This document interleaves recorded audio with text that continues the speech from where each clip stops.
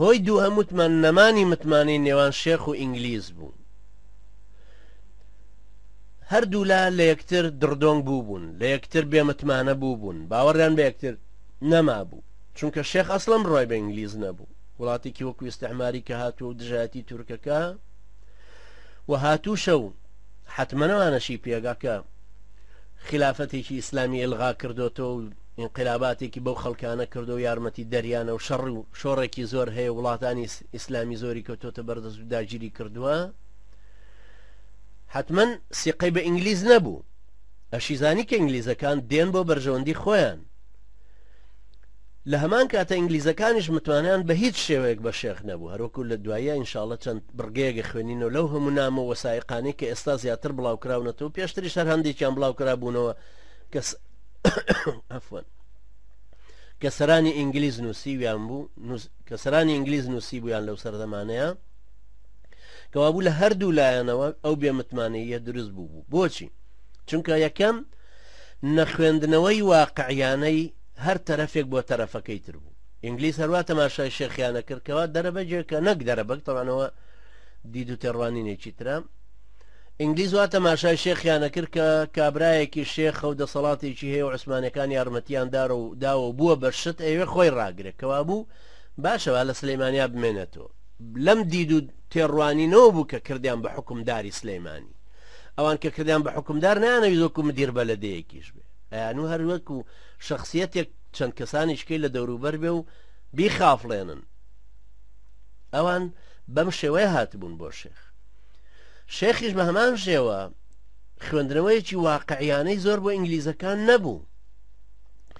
لە سەرەتاوە ڕاستە ئینگلیزی هەروە هاتوو پێشاوکە وەکو کافرن و هاتوونەتە پێشەوە، بەڵام ئەوان وەکو هێزێکی ئیستعماری گەورە 300 ساڵە لە وڵاتانی مسلمانانە، زۆر شوێنی تریان کەوتۆتە بەردەست، بە 4 ساڵ هەموو عێراقیان کەوتە بەردەست. بۆیە ئەمە ژوایی کرد کە وەختێک ئینگلیزەکان تورکیان شکاند و کەرکوچیان کەوتە بەردەست و هاتنە کفری و هاتنە ئەو دەوروبەرانە، کۆبوونەوەکەی سلێمانی بە سەرۆکاتی شێخ مەحموود نامەیەکیان نارد بۆ ویلسن کە ئامادەین هاوکاری ئێوە بکەین و پێشمان خۆشە ئێوەش بێن وڵاتەکە بگرن، ناوچەی خۆمان بگرن. ئەمە یەکەمین غەڵەتی شێخ مەحموودەوەیە، نامەیەکی ناردۆ بۆ ئینگلیزەکان کە پێمان خۆشە ئێوە بێن و وڵاتی ئێمە داگیرکەن. ئەمە طبعاً شتی تری لێبێت و ئینگلیزەکان زۆر بە فرسەتێکی گەورەیان زانی، بۆیە وەختێک کە ئەوان هاتنە سلەیمانی استقبال کران. ویلسن خۆی هات بۆ سلەیمانی، دوای مێجەر نۆئیلی دانا لە تەنیشت شێخەوە. مێجەر نۆئیل زیاتر متەفاهمتر بوو لە وەزعی شێخ، بۆیە دوای 2 ساڵیش هەر ئەویان دیسان هێنایەوە دوای نەفیکردنەکەی بۆ هەندستان و هێنانەوەی لە سەردەمی حکوومەتی دووەمی شێخە دیسان مێجەر نۆئیلیان هێنایەوە، بەڵام دوایی هەر لە یەکەم جارە مێجەرسۆنیان هێنا کە مێجەرسۆن زۆر بە فاکوفیک بوو، کەوتو بووە پەیوەندی بەستن بە هەموو ئەو کەسانەی کە ناحەزی شێخ بوون بۆ ئەوەی شێخ تەزعیف کا و بچووکی کاتەوە لەو سنوورەیە، وا هەست پێ نەکە، وا تەسەڕف نەکا کە ڕئیسی حکوومەتێکە کوردیش لە پشتیوێتی، بەڵکو وەکو مهراجایەکی خۆیانە و دایان ناو و نفوزی گەورەی شێخ بە نفوزی ئینگلیزە. شێخیش طبعاً ئەمەی بە هیچ شێوەیەک لا مەقبول نەبوو. ئەتوانین بڵین هەردوو لایەن خۆیان جێل کردبوو لە داخوازیەکەی بەرامبەریان. ئینگلیز خۆی جێل کردبوو لەوەی کە شێخ پەلوپۆ هاویشتنێکی خەیاڵی زۆر گەورەی هەیە، وا تەسەڕوفەکە وەکو حکومەتێک وەوێت دەوڵەتێکی عەسری دابمەزرێنێ. و لە هەمان کاتیشە شێخیش وا تەماشای ئینگلیزیە کرد کە ناتوانن ڕایدەن، ناتوانن لایدەن. نفوزی شێخ پێش ئینگلیزە، ئینگلیز ناتوان نەو کاتە هەڵی کەن و لای بن. ئەمەش دیسان واقع نەبوونە، یعنی باش نەخوێندنەوەیەکی واقعیانەی هێزەکانە. لەلایەکی ترەوە تەفاهم نەکردنی ڕۆشن لەگەڵ یەکتر. شێخ وا نەبوو لەگەڵ ئینگلیزەکان دانیشێ کە بگەینە چ نوقاتێکی ئیتیفاق. ئینگلیزەکانی جوان نەبوون بێن لەگەڵ شێخ دانیشن کە بڵێن خاڵی ڕێکەوتنەکانمان 1 2 3 4 با ئیمزایکەین لەسەریان و بە تەفاهمی هەردوو لامان بگەینە نەتیجە، هەروەکو کە لەگەڵ شەریفی مەکە و لەگەڵ مەلیک فەیسەڵ و لەگەڵ ئەوانەی تر ئەکەوتنە ئیتیفاقاتێک کە ئیمزایانە کرد لەگەڵیان. لەبەرەوە ئەمەشیان دیسان بوو بە هۆکارێک بۆ نەمانی متمانە لە نێوان هەردوو لایە. شێخ هەروایە زانی ئینگلیز هەر بۆ ئەوە دێن نفوزی ئەم کەمکەنەوە. و لە هەمان کاتیشە ئینگلیزەکان وا سەیری شێخیانە کرد کە زۆر لە حەجمی خۆی ئێوێ پەل بهاوێ و مەساڵحی ئینگلیزە خاتە خەتەرەوە لەبەرەوە ناشێ ئەو متمانەی پێ بکرێت دایمە بێ بە بێمتمانەی تەماشای بکرێت چونکە ئەو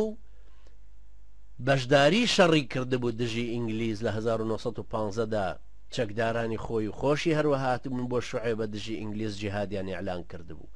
پەیوەندیشیان هەبوو لەگەڵ عەلی شەفیق و فەرماندەی تورکەکان کە هاتبوو بۆ ڕەواندوز لەبەرەوە شێخ جێمتمانەی ئەوان هەر نەبوو ئەمیش بە هەمان شێوە هەر بەو چاوەوە ئەیڕوانیە ئەوان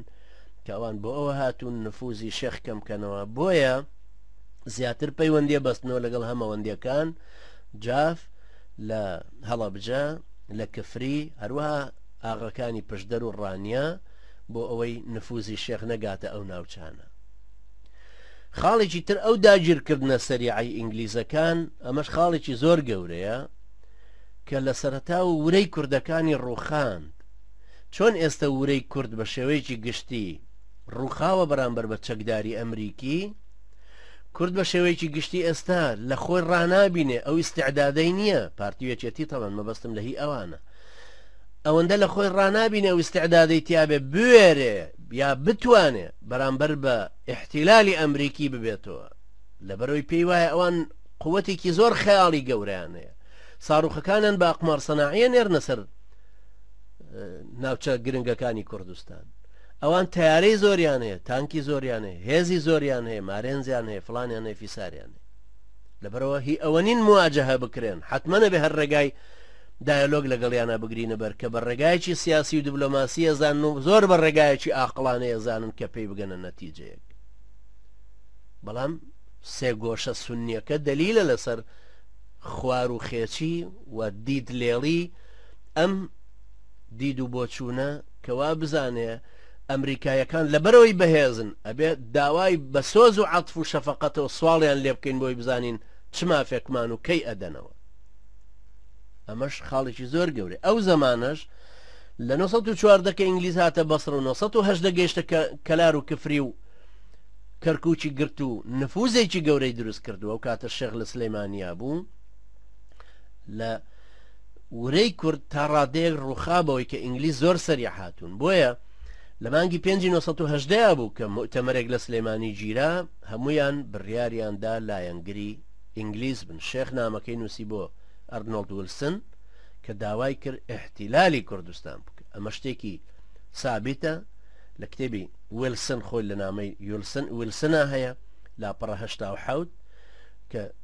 ئەم ناوە نووسیەتی لەم کتێبایە GR Driver ئەویژێکێکە هەر لە مەسئولینی عسکەری ئەو کاتەی ئینگلیز لەوێ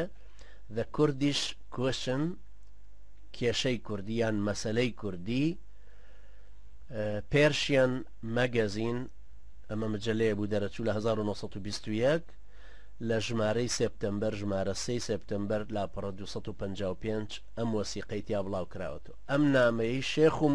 کۆنگرەوانەکانی سلێمانی کە ناردویانە بۆ ویلسن داوا ئەکەن ئەوان بێن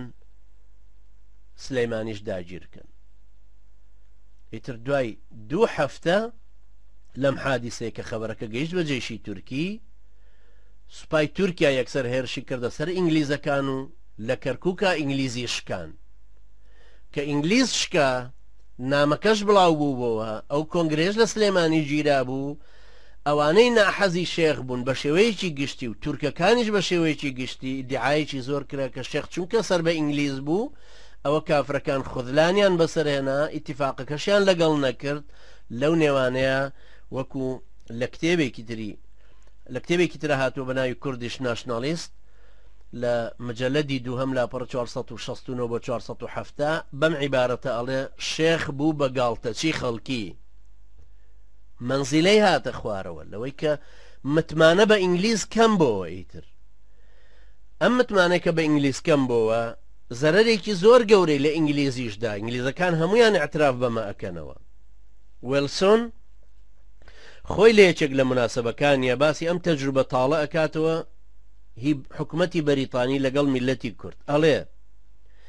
زۆر ڕۆشن و واضح دیارە کە ئێمە ئەو پەیمانانەی دابوومان کە لایەنگری کوردەکانە بین ئەو مۆزەفانەی ئێمە کە لەوێ بوون هەر پەیمان و بەڵێنێکیان دابوو بە خەڵکەکەی ئەوێ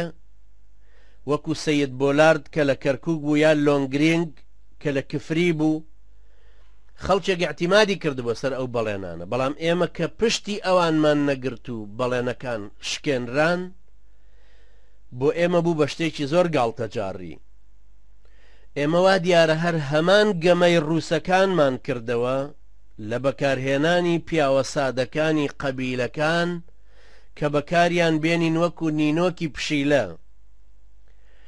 ئێمە هەندێک لەو زەعیمانە وەکو زەعیمی هەماوەند کە بەکارمان هێنان ئەو کاتە ئەوان بەرەو کەرکووکە ڕۆیشتن زۆر بە دڵخۆشیەوە بەوەی کە ئینگلیس پشتی گرتوون بەڵام لە پڕ کشانەوەکەی ئێمەیان بینی کە کشانەوەی ئێمەیان بینی ئێمە لە جێ ئەوەی تەشجیعیان کەینەوە وتمان ناچار بوون ئێوەش دەست هەڵبڕن و تەسلیم بە دژمنە تورکیەکەی خۆتان ببنەوە وەک چۆن طبعا بە طبیعەتی حاڵی هەموو کۆمەڵگەیەک کە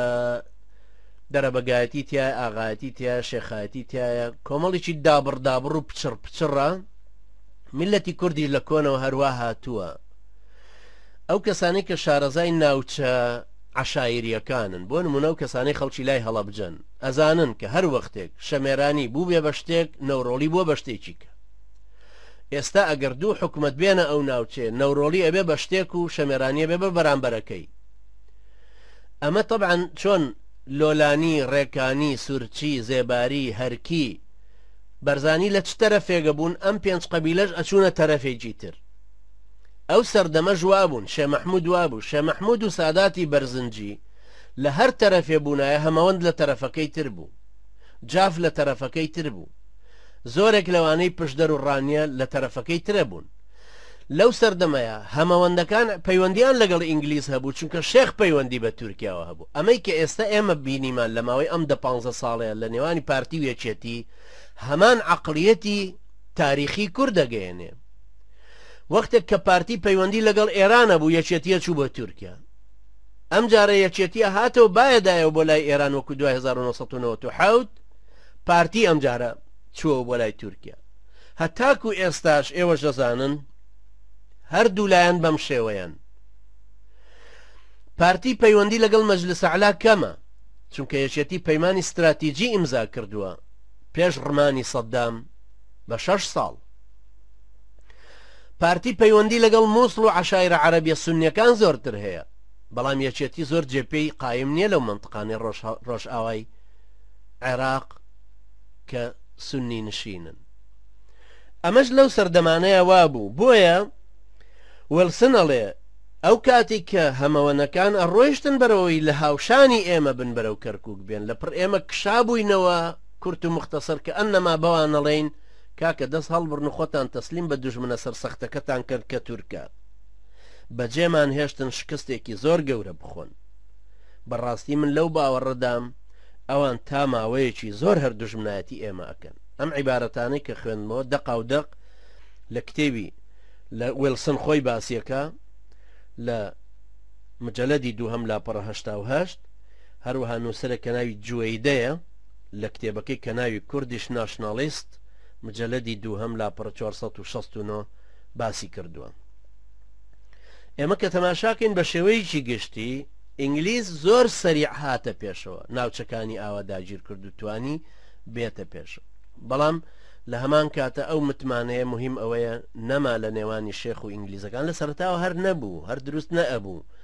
شێخ تەوەجوهێکی تریە بوو ئاڕاستەیەکی تریە بوو دید و تێڕوانینێکی تری هەبوو عەقیدە و مەنهەجێکی تری هەبوو سیستمێکی تریشی هەبوو ئینگلیزەکانیش فکر و دید و تێڕوانین و بەرژەوەندی و ئیدارەی خۆیان و هەموو شتێکی تری خۆیان جودا بوو بۆیە حتمەن هەرە بوو کە بە یەکتر بچێشرانایە بۆیە شێخ کورت و مختصر هەوا هەستی پێ کرد وەکو ڕەفیق حیلمی ئەڵێ لە کتێبی یادداشتەکانی ڕەفیق حیلمی تەمان ڕەفیق حیلمیش نووسەرێکە هەرچەنە ئەلمانیە لە دەوروبەری شێخ بووە جێونفوزێکی زۆری نییە ڕەخنە ژەگرێ لە شێخ ڕەخنەی علمیشی هەیە باشە بەڵام هەموو ڕەخنەکانیشی لە جێی خۆیانین چونکە هەندێکیان بەدافعی ئیمان و کوفرەکەەوە ئەوترێ بەدافعی ئیسلامەتی یان علەمانێتی ڕەفیق حلمیە وترێ ڕەفیق حلمی هەندێک ڕخنەی زۆر جوانەگرێت لە هیچ شێخ لەو سەردەمانەیە بەڵام لە هەمان کاتیشە تەبعەن وەکو کوردێک و هەستی نەتەوایەتی کوردی هەستەکە حەزەکە بەوەی کە گەورەتر ببێ بەڵام ئەو لە لاپڕنەوە و دوو کتێبەکە باسەکە بەرجیەکە مەڵێ وا دیارە شێخ تەسەووریە کرد کە ئەوانە ئەیانەوێت نینۆچی بکەن یعنی ئینگلیزەکان ئەیانەوێت نینۆچی بکەن فعلا خۆی ئانویست نینۆچی بکەن هەروەکو پێشتر باسم کرد ئینگلیز کە مێجەر نۆئیلی گۆڕی کردی بە مێجەرسۆن کە هات حتا من وامەزانی کە باو باپیرانمان ئەیان جێڕایەوە وەکو نوکتە لە مەجلیسە ئەیان جێڕایەوە پیرەکان وامەزانی هەر فعلا هەر خۆی نوکتەیە بەڵام لە کتێبی چیمدی هەروەها نووسراوە ئەڵێ شێخ کە هەستی پێکرد مێجەرسۆن دەست لە هەمووی شێوەرەدا وتیانەمە چییە مێجەرسۆنە وتی ئەمە مێجەرسۆنە ڕاوێژکاری جەنابتەوە هەر ئیشێکت کرد پرس بەو بکە هیچ ئیشێکیش بەبێ پرسی ئەو مەکە ئێوتی باشە ئەو بکەن بە مەلیکی کوردستان منیش بکەن بە ڕاوێژکاری یعنی کورت و مختصر شێخ وەکو سەنەمێ هەیکەلێک دابنرێ لەوێ و زێوانێ بە دەوریەوە بێ بەناوی ئەوە مبارەکبایی بکە و بەناوی ئەوە پارە وەربگرێ و بەناوی ئەوە حکم دەرکە شێخیش طبعا ممکن نەبوو ئەمەی طبعا پێ قبول ببێ هەردوو لایەن بەدگومان بوون لە یەکتری بەدگومانەکەی هەردوو لایەن تاکو آخر حەد ڕۆیشت بوو دیسان دیدی شێخ وا بووای تەسەورە کرد کە ئینگلیزەکان دەرەقەتی نایەن بەڵام زۆر ئاسان دەرەقەتی هاتن و هەر بەوەندەی کە خۆشی بریندار بوو ئەتباعەکانیشی هەمووی کەوتن و پەرتەوازە بوون و ئینگلیز هاتەوە سلێمانی گرتەوە یا شێخ تەسەوریە کرد ئینگلیز لای نابن چکە پێویستیان پێیەتی بەڵام واژ نەبوو نەفیشیان کرد و حکمی ئەدامیشیان یەکەم جار دەرکردوای کردیان بە نەفی دووریان خستەوە چونکە پێی وابوو ضروریە بۆ ئەوان بەڵام وان نەبوو دیسان شێخ لایەنی ململانە نێو دەوڵەتیەکەی لە ناوچەکەی خۆمانان نەئەخوێندەوە چونکە بەتەکید ئەو کاتەی کوردستان ئەوە نەبوو کە هەواڵی ئەو هەموو ئیتیفاقاتانەی پێ بگە ئەو ڕۆژنامانی پێ بگەن وەکو ڕۆژنامەوانێکی ڕۆژنامەی مەشهور پێی بگەن و ئاگای لە هەموو سەراسەری جیهان بێ ئەو ئیتیفاقاتانەی کە لە نێوانی تورکەکان و ئینگلیزەکرێ ئینگلیز و ڕووسەکرێ ڕووسەکان چەند هاتوونەتە پێشەوە یان تورکەکان بۆچی سەر لە نوێ فکری جامعی ئیسلامی و ئەعلانی جیهادیان هێناوەتەوە پێشەوە ئەوانە طبعا هەمووی پێویستی بەوە هەیە کە خبرەیەکی سیاسی زۆر بەرفراوانی هەبێ و چاوکراوە بێ شێخیش طبعا خبرەی سیاسی محدود و دیارە بەتەکید دیسان کورتبینی خودی کوردێتیەکە پەیوەندیەکانی مەسەرەن نەپەڕیەوە بۆ کۆیە نەپەڕیەوە بۆ هەولێر نەگەیشتە بادینان لە کاتێکە زەعیمە بادینیەکانی وەکو بەدرخانی گەورە و شێخ عوبەیدوڵڵا و نێهری و حتا سەید میر محەممەدی ڕەواندۆز ئیبراهیم پاشای میلی عەبدوسەلامی بارزانی هەمویان پەلهاوێشتنێکی گەورەتریان نا بەرەو باشوور بەرەو باکوور بەرەو ڕۆژهەڵات بەرەو خودی ڕۆژ ئاوای کوردستان بە هەر چوار لایە ڕۆیشتن بەڵام ئەوەی شێخ زۆر لە ڕووی جوگرافیایە زۆر تەسک و تەنگ بوو زۆر بەسادەیش هەروە مایەوە هەروەها شێخ لە ڕووی ئیداریەوە خۆی بوو بە سەرۆکی حکومەتی ئیداریەکە بەڵام لە کاتێکە کە خۆی زیاتر بۆ شێخێکی طریقە ئەشیا زەعیمێکی ڕۆحی بێ و تەوجیه بدا بە دروستکردنی حکومەتەکەی بەڵام پێش نەئەچوو شێخ قادری برای ئەو کەفاءەتەی هەبێ کە ئەوانی تر هەیەە بۆ نمونە لە هەمان کاتیشە زۆر کەسی تری ئێهمال کرد دەیان کەسی شخصیاتی وەکو ڕەفیق حلمی یان نامەی عەبدولقادر پاشای بۆ هات عەبدولقادر بەدرخان کوڕی میر بەدرخانی گەورە کە 14 ساڵ ئەو دیوانی ڕێئاسە جەمهوری بەدەستەوە بوو وەکو چۆنە سەناوێنین دیوانی ڕێئاسە جەمهوری هی سوڵتان عەبدولحەمیدی بەدەستەوە بوو عەبدولقادر خان لە سیاسەتی دەولی زۆر چاوکراوە بوو زۆر شتێگەشت دوای شخصیەتێکی بەقووەت بوو کاریزمی بوو ئیداری بوو سیاسی بوو چاوکراوە بوو نامەیەکی نارد هەر لەو سەردەمەیە بۆ شێخ مەحموود کە چۆن ڕەفتارکە لەگەڵ ئینگلیز لەگەڵ خەڵکی تر بەڵام بەداخەوە وەکو مێژونووسانی ئەو سەردەمەژە نووسنەڵێن شێخ هیچ بایەخێکی وای بە ئەسڵەن بەنامەکە نەدا تەنانەت بۆ وەڵامدانەوەشی شێخ کۆمەڵە خەڵکیێکی تری بە دەورەوە بوونیا پێوەی هەڵڕۆسکا بوون کۆمەڵێک بە دەردی سلێمانیەڵێ خواردە لە میش یعنی هەر مشەخۆر بوون لەژێر سایی شێخە خەڵکیێکی تریانە ڕوتانەوە بۆ مەساڵحی خۆیان و بەرژەوەندی خۆیان شێخیش نەیەتوانی ئەمانە هەمووی تەئدیب بکە یان دووریان خاتوو چونکە زۆرێک لەمانە هێزیان هەبوو یان ئاغاکان ئەو ئاغانەی کە هاتبوون و ئێحتیمامیان هەبوو لە ١٠٤ کۆمەڵگەی کوردەواریان پێکە هێنا لەبەرەوە دیسان ئەوش کارتێکردنێکی هەبوو خەڵک ئاغای خۆش ناویست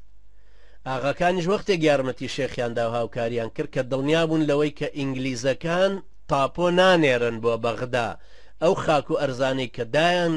داگیریان کردووە لێیان ناسەنرێتەوە بە هەر حاڵ بە شێوەیەکی گشتی ئەتوانین ئەوە بڵین کە ئەو تەفاهمەی کە لە نێوانی شێخ و ئینگلیزەکانە هیچ شتێکی وەها نەبوو متمانەیەکیان لە نێوانە دروست نەبوو بۆیە ئەوەش یەکێکە لە هۆکارەکانی ڕوخاندنی یان ڕمانی حکوومەتی شێخ مەحموود کە کاریگەریەکی گەورەی دیسان هەبوو کەوا بوو ئێستا ئێمە فقط باسی ئەو دوو خاڵەمان کرد یەکەم باسمان لە دەبەڕێک ڕاچوونی پرۆژەی شێخ و پرۆژەی ئیستیعمار کرد کە لە ململانەیەکە هەردوو لایەن بەرامبەر یەک وەستانە چکە پرۆژەکانیان بە یەکتر ئەچێشران لەگەڵ یەکتر نەئەخوێندرانەوە هەروەها نەمانی متمانە لە نێوان هەردوو لایەنە ئەوەش سەبەبێک بوو بۆ ئەوە ئینشاءڵڵە سێ سەبەبەکەی تریشی ئەگەر زیندووماین لە دەرسی داهاتووە ئەی خوێنین